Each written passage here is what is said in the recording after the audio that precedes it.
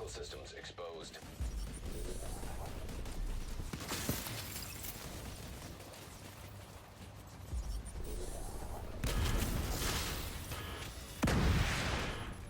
What's going on, agents? Biz here with another Division 2 build video. I've been in a raid or two coming up the ranks in this game, and I notice a common theme. When it comes to setting up one of these 8-man journeys, many people get very quiet when defining roles that are needed to get that raid done.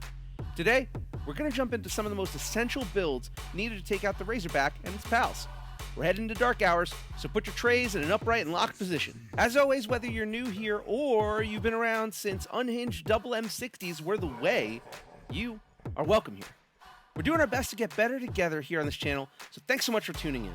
Also, if you're looking for raid partners, feel free to jump in the comments below and see if you can find some like-minded buds. While you do that, let's strap up, crack an ice cold liquid death, and get down to it.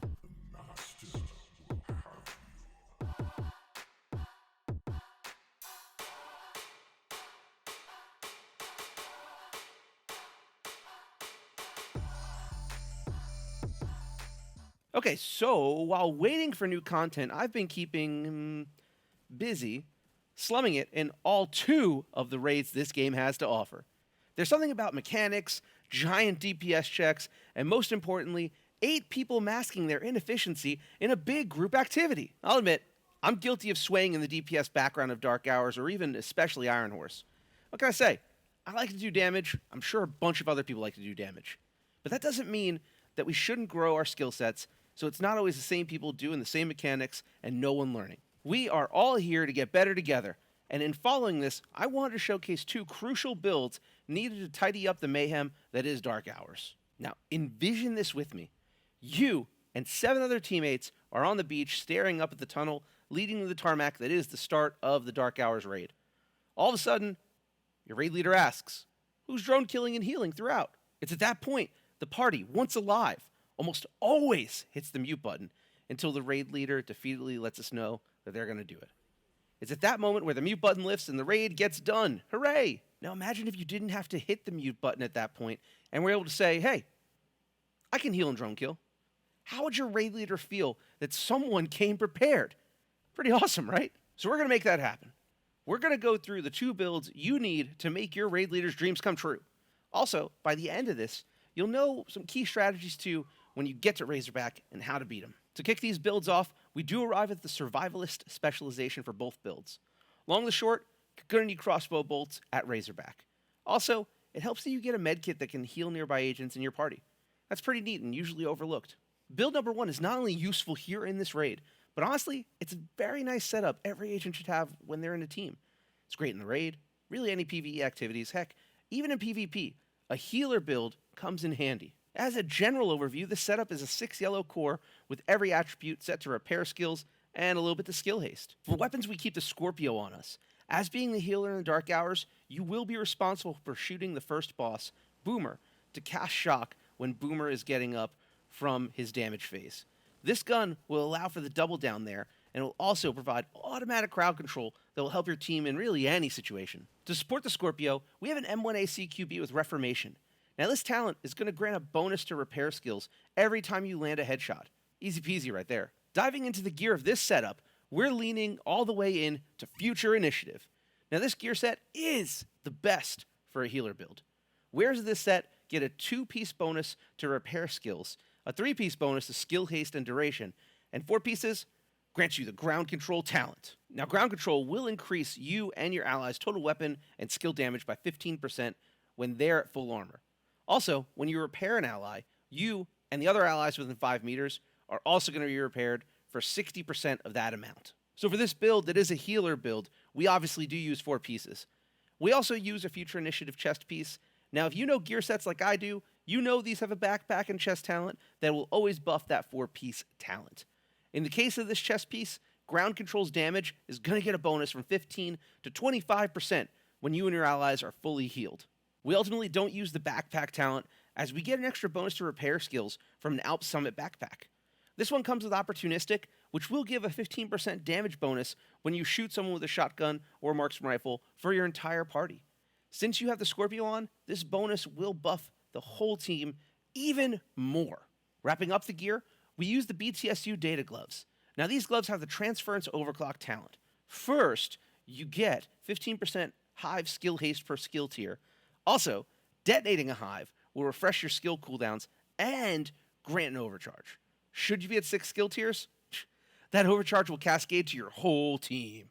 These gloves come in handy for this build throughout the raid, as overcharging your teammates will be crucial to one-shot strategies on Dizzy, Ricochet, and Weasel. On the skill side, we will be using a healing hive and a healing chem launcher. I mean, listen, I can't tell you what to do, but I've heard some people call me Dr. Biz with these skills on. I may not be the best healer, but when either of these skills hit, you're getting all your armor back. So this future initiative healer build will be on for most of the raid. Essentially, you'll be shooting heals, finding great places to drop a hive, and most importantly, letting someone else take a break and actually do DPS for a change. You've become a great teammate. Congratulations! We still need to complete this set, and that does mean a second build. We will need to kill some drones, right? So let's dive into that setup. Again, to kick it off, crossbow. Ideally, you'll have some bolts. As you've been healing the entire raid with this specialization, you will need those bolts coming up. Weapon-wise, honestly, you can almost use anything.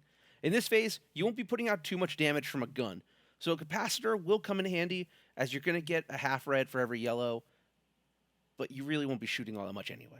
Overview for this build shows we are in another 6 yellow setup with attributes mostly of skill damage and duration. We won't dive into skill haste as much, and you're going to see why in just a little bit. Speaking of familiar faces, we see the return of the BTSU gloves here as well. Using gloves will be less for your team and more for you here because, being selfish rules. Though giving back to your teams, especially when you give them back a Reviver Hive, that's pretty tight too. We will be equipping Hardwired for 4 of our gear pieces. And this gear set is one of the original gear sets, boasting one of the cooler ways to run a skill build. At 2 pieces, we get a bonus to skill haste, 3-piece, bonus to skill damage and repair skills. And then finally at 4 pieces, we get the feedback loop talent. With feedback loop, we get an automatic refresh and a 10% increase to total skill damage and repair when you use or cancel your other skill. Now, this can happen only once every 20 seconds. That is, unless you have the chest or backpack talent, which we equip both. We are going to get a chest talent that boosts the skill damage and repair from 10 to 25%, and a backpack talent that changes the feedback loop cooldown from 20 to only 10 seconds. That gear being equipped will be a critical role to the drone killer function. You will need your skills back fast, and those bonuses help that happen and allow this build to bypass skill haste to an extent. Rounding out the gear, we drop a Wyvern holster in the mix that will give us a bonus to skill damage. The more damage these skills do, the better. I've seen some teams change the chest to Wyvern with glass cannon instead of putting on the holster. While that setup will net more outgoing damage, you run the risk of higher incoming damage, and the setup we have here still kills all the drones without assuming any of that risk. We like that. Skill-wise, we will see a return to the healing hive, and we also put a jammer pulse on that will kill all the drones. That's probably why this build's called a drone killer. Now that we looked at how to set this up, let's go over what you'll be doing with the drone killer build. Keep in mind, this is a cliff notes to this raid, so if you do need further advice, check out my Dark Hours walkthrough. I'm going to link it above. You're welcome. Keep in mind the drone killer will dictate the cadence of generators on Razorback. As you get your team to get on those generators, make sure you call out when that is at 80% complete. Once you're at 100%, you will need to lob a crossbow bolt into the Razorback's gut. Immediately after shooting that, you will need to kill drones with the jammer pulse, or things will get a bit dicey for you and everyone else. You will get another 2 drone waves after pulsing, so you're going to want to drop a hive. This, with the feedback loop talent, will reset your jammer pulse. After pulse number 2, either pick up and drop the hive again, or break the hive and overcharge you and your team and be ready for the 3rd wave. Sounds super easy, right? Now all you have to do is repeat that several more go-arounds until the Razorback's defeated. Light work. Overall, both these builds are absolutely vital to the success of the raid. Without them, honestly, it's almost not worth doing.